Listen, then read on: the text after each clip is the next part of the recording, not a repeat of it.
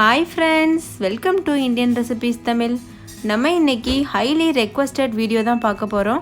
நிறைய நண்பர்கள் விரும்பி கேட்டிருந்தீங்க கமெண்ட்ஸ்ல பால் பவுடர் ரெசிபி அப்லோட் பண்ணுங்கன்னு சொல்லி. சோ உங்களுக்காகவே இந்த ரெசிபி நான் அப்லோட் பண்ணியிருக்கேன். வாங்க ஃப்ரெண்ட்ஸ், இந்த பால் பவுடர் எப்படி செய்யறதுன்னு வீடியோக்குள்ள போய் பார்க்கலாம். ஃபர்ஸ்ட் இந்த ரெசிபி பண்றதுக்கு ஒரு அகலமான பாத்திரம் எடுத்துக்கோங்க. அதில் அரை கப் அளவு தண்ணி சேர்த்துக்கோங்க. அரை கப்னா ஒரு 3 டேபிள் ஸ்பூன் தண்ணி இருந்தால் கூட போதும். இது எதுக்காகனா பால் அடிப்பிடிக்காமல் இருக்கணுன்றதுக்காக சேர்க்குறோம். இதில் 1 லிட்டர் அளவு நல்ல கெட்டியான பால் சேர்த்துக்கோங்க. இந்த ரெசிபி நீங்கள் பேக்கெட் பால் இல்லைன்னா மாட்டுப்பால் ரெண்டுலேயுமே செய்யலாம். ஆனால் மாட்டுப்பாலில் செஞ்சிங்கன்னா சூப்பரான ஒரு ரிச் டேஸ்ட்டு கிடைக்கும். கலரும் நல்லா ஒரு எல்லோயிஷாக கிடைக்கும் நம்மளுக்கு பால் பவுடர். ஸோ முடிஞ்ச அளவு மாட்டுப்பாலில் செஞ்சிங்கன்னா ரொம்ப நல்லது. இப்போ இதை மீடியம் ஃப்ளேமில் வச்சுட்டு கைவிடாமல் கலந்து விட்டுட்டே இருங்க. ஒரு 40 நிமிஷத்துக்கு இது போல் கலந்து விட்டுட்டே இருக்கணும். அப்போ இது நல்லா கெட்டியாகும். இது இப்படியே கலந்துகிட்டே இருந்துட்டு இது எப்படி கெட்டியாகுதுன்னு பார்க்கலாம். இப்போ பாருங்கள், 40 நிமிஷம் கலந்துகிட்டே இருந்தேன். எவ்வளோ கெட்டியாயிருச்சு. பால்லாம் நல்லா வற்றிட்டு நல்லா கெட்டியாயிருச்சு. கொஞ்சம் கூட அடி பிடிக்காமல் வந்திருக்கு பார்த்தீங்கல்ல. இது நம்ம ஃபஸ்ட்டு தண்ணி சேர்த்தோம்ல, அது ஒரு சூப்பரான டிப்பு. அந்த டிப் நீங்கள் பயன்படுத்திங்கன்னா இந்த மாதிரி உங்களுக்கும் அடிப்பிடிக்காமல் வரும். ஆனால் மீடியம் ஃப்ளேம்லேயே வச்சுட்டு இது போல் கலந்துகிட்டே இருங்க. இப்போ ஸ்டவ் ஆஃப் பண்ணிவிட்டு இதை ஆற வச்சுருங்க. ஆறுனதுக்கப்புறமா இது போல் ஒரு பிளேட்டில் மாற்றி வச்சுருங்க. பாருங்கள், நம்மளுக்கு கோயா மாதிரி தயாராகிருக்குல்ல. கோயாவை விட கொஞ்சம் கெட்டியாகவே இருக்கும் இது. இப்படி நல்லா ஆறட்டும்.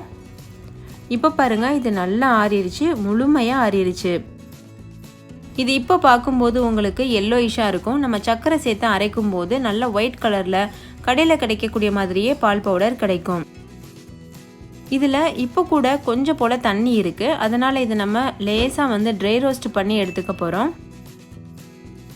அப்படி பண்ணும்போது இன்னும் நல்லா ட்ரை ஆகும். நம்ம அரைக்கும் போது நல்லாயிருக்கும். அதே மாதிரி 1 மாதம் ஸ்டோர் பண்ணுறதுக்கும் நம்மளுக்கு ஏதுவாக இருக்கும். இப்போ இதை நம்ம ட்ரை ரோஸ்ட் பண்ணிடலாம். அதுக்கு ஒரு பேனில் இதை சேர்த்துக்கோங்க. சேர்த்துட்டு மீடியம் ஃப்ளேமில் வச்சு கைவிடாமல் ஒரு 2 நிமிஷத்துக்கு மட்டும் வறுத்துக்கோங்க. நீங்கள் இந்த மாதிரி வறுக்காமல் வெயிலில் காய வச்சு கூட எடுக்கலாம். உங்கள் வீட்டில் வெயில் நல்லா தாராளமாக வருது அப்படின்னா நீங்கள் வெயிலில் வச்சு கூட எடுங்க. ஒரு 3 மணி நேரம் நல்லா சுடுற வெயிலில் வச்சிங்கன்னா சூப்பராக இது காஞ்சிரும்.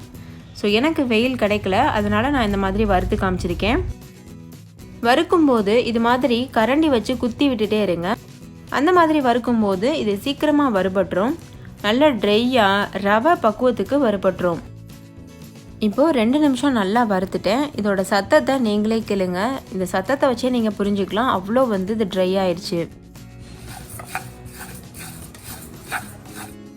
ஸோ இப்போ இது நல்லா வறுபட்டுருச்சு. இது இப்போ நல்லா ஆற விட்டுறலாம். ஆறுனதுக்கு அப்புறம் பார்க்கலாம்.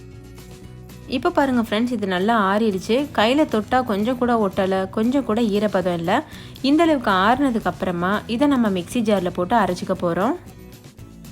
இப்போ மிக்சி ஜாரில் கொஞ்சம் கூட ஈரம் இல்லாமல் நல்லா தொடச்சிக்கோங்க. ஏன்னா இதை நம்ம ஸ்டோர் பண்ணி வைக்க போகிறோம்ல, அதனால் நல்லா தொடச்சிட்டு அதில் இதை சேர்த்துருங்க.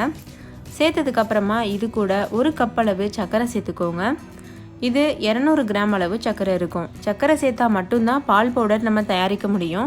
ஸோ சர்க்கரை இல்லாமல் தயாரிக்க முடியாது. இப்போ சர்க்கரை சேர்த்து நல்லா அரைச்சிட்டு வந்தாச்சு. பாருங்கள் எவ்வளோ ஒயிட் கலரில் ஆயிடுச்சு. இதை நீங்கள் நல்லா ஜலிச்சுட்டு அதுக்கப்புறமா தான் ஸ்டோர் பண்ணணும். அவ்வளோதான் ஃப்ரெண்ட்ஸ், நம்மளுடைய பால் பவுடர் சுவையாக வீட்டிலையே தயார் பண்ணியாச்சு. இதை நீங்கள் ஒரு ஏர்டைட்டான கண்டெய்னரில் போட்டு ஸ்டோர் பண்ணி 1 மந்த் வரைக்கும் கூட யூஸ் பண்ணலாம். எந்த ப்ரிசர்வேட்டிவுமே சேர்க்காம ரொம்ப ஹெல்த்தியான முறையில் நம்ம பண்ணியிருக்கோம். ஸோ ஃப்ரெண்ட்ஸ், கண்டிப்பாக நீங்களும் ட்ரை பண்ணி பாருங்கள். ட்ரை பண்ணிவிட்டு உங்கள் எக்ஸ்பீரியன்ஸ் எப்படி இருந்ததுன்னு கமெண்ட்லேயும் கூட ஷேர் பண்ண மறந்துடாதீங்க.